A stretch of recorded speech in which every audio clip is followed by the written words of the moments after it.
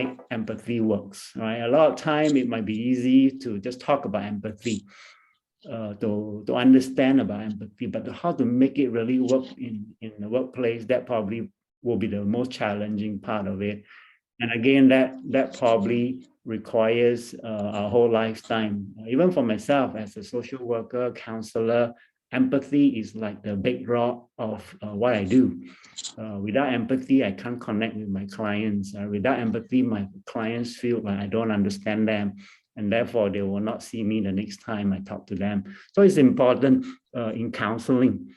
But then how does empathy work in the workplace? And that's something unique and something different. And we hope to spend time talking and discussing. Do you know what this number is? 198 million. All right, this is a number when I Google the word empathy workplace. Just the two keywords, just to see what's out there. And wow, it's almost 200 million search out there, because we don't spend all the time to read everything, but there's a lot of talk about it. All right. And it's strange because a lot of time we don't see the importance of empathy in the workplace, because we think that work is we cannot be personal, for example, or maybe we hold certain principles and believe that we need to separate personal from work, or we think that, oh, I'm your supervisor, so I cannot relate at that level, and so we don't really talk about these. But in the past few years, this became a hot topic: empathy in the workplace. And I'm not even sure if many of you have even started to begin, or maybe it was only the recent years that you start to think about the word empathy, because that's not in the vocabulary of a lot of us. So one of my staff a long time ago, her name is Jiang Ya, she asked me this question. She was 21 years old at that time, an intern, very, very idealistic, young and energetic. And she asked me a question which I thought was quite profound. She said, what is more difficult, Michael, right? To be intelligent, in other words, to have all the knowledge in the world, to be very smart, be a scholar, or whatever you can put the word intelligent to be. Is it more difficult to be intelligent, or is it more difficult to be kind? That was the question she asked me. I scratched my head a little bit and asked, why do you ask? And I usually don't like to give people answers when people ask me questions. I like to ask them again, just to understand what is the question behind that question. A lot of time we ask something that's not the real question we are asking, right? Especially sometimes people ask, Michael, are you free? Then I don't want to tell them I'm free or not, because I don't know what's the question behind, are you free?